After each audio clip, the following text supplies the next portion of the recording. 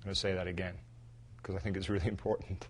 Stress is created by the mind of anger that's rejecting the situation. If we can acknowledge that, then suddenly we are given an opportunity to transform the situation. If we don't acknowledge that, if we think the situation itself is producing stress, is forcing us to become overwhelmed, and then of course the situation feels unmanageable. There's nothing we can do. We're trapped. We feel so trapped. But if we recognize it's our own mind of anger, then we're given a solution.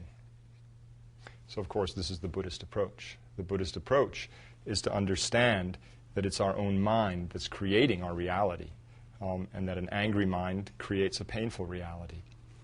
And in this case, the rejecting aspect of the mind of anger, the non-accepting aspect of the mind of anger is creating a stressful situation.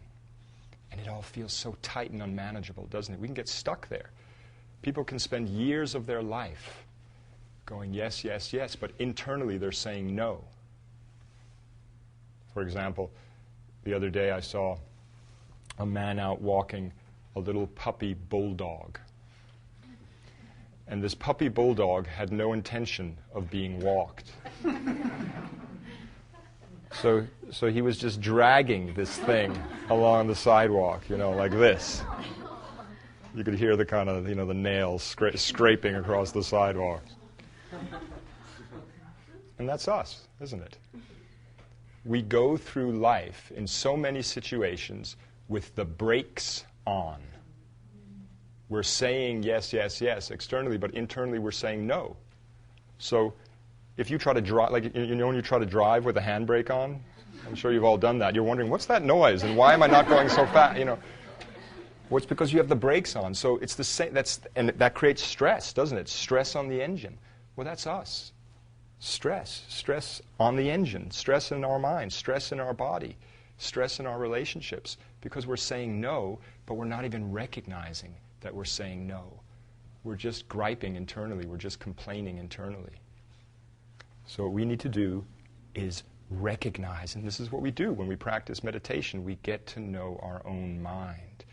We get to learn what does anger feel like, what does patience feel like, and this is where it all begins. This is where the practice begins. This is what the Buddhist practice is all about. Geshe Kelsang says again and again and again, the way to deal with the painful states of mind that we call the delusions, such as anger, is to recognize them, reduce them, and abandon them. And basically what I'm talking about here is we need to recognize our mind of anger. In other words, we need to recognize, I am angry, and this is what it looks like. This is what the mind of anger looks like. And sometimes we don't want to do that. We don't want to recognize that you're angry with, for example, your partner or your kids. It's even painful to recognize that, isn't it? But it's vital, because if you don't, the situation remains unmanageable. The moment you recognize it, there's possibility, because you can only change the external situation so much. But you can completely and utterly transform your mind. So what do we need to do? We need to recognize our own mind of anger. Just that. Initially, just that. Actually accept, I'm angry. Accepting it in such a way so that you can actually look at it and say, here it is, a mind of anger. And take a look at it and see how painful it is. See how actually you don't want to follow it. Listen to its grumblings and realize I don't want to follow its grumblings. I don't want to get trapped in that. Just by looking at it, you create some distance. Some space comes in the mind. Basically some leverage. Whereas before you're just immersed in it, aren't you? Because you're not recognizing it's just taken full possession of you. Once you get a little bit of space, it's not easy to distance yourself from that mind through simple techniques. Breathing meditation, for example. You can just breathe it right out. You can just let it go. Many meditations we teach for learning how to let go of the distorted state of mind, the painful state of mind, but first you have to recognize it. Once we can create some space, we can begin to let go of that situation. Then, of course, we have to bring in an opposing positive view.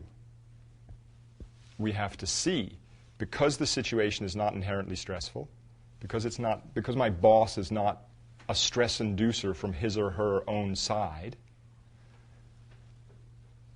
I can respond to my boss in a different way. So the key thing here is learning we're learning to see some positive way of responding to what before seemed like an unmanageable situation. So, for example, in Geshe Kelsang's most recent book, How to Solve Our Human Problems, then we learn many, many different methods for how to deal with anger, for example, and how to respond to difficult situations, problems, in a positive way.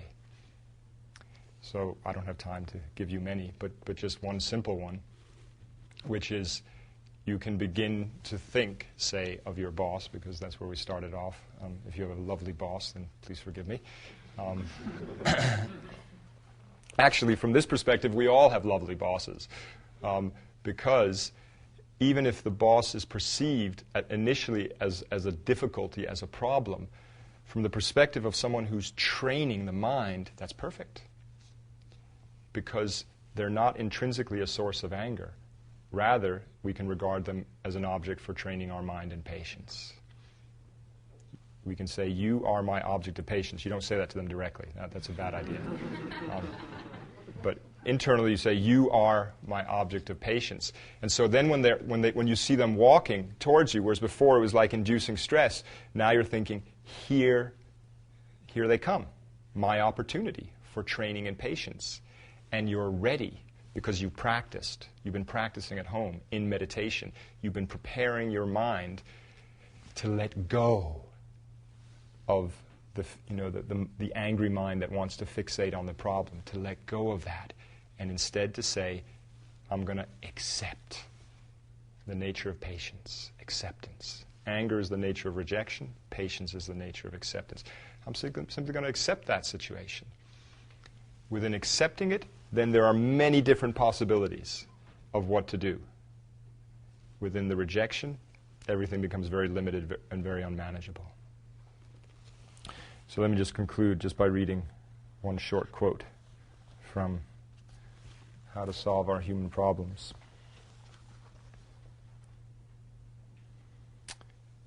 Patience is a mind that is able to accept fully and happily whatever occurs.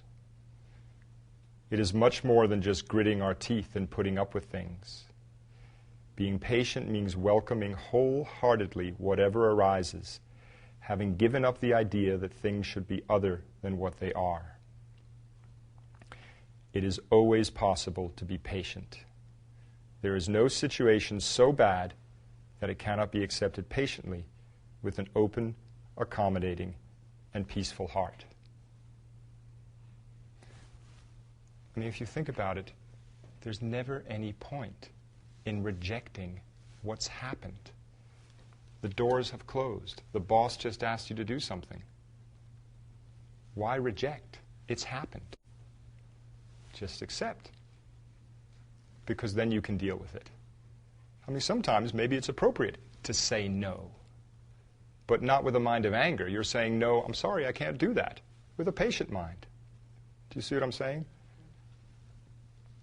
So patience gives us just all sorts of possibilities, in which case the seemingly stressful situations become just opportunities for training.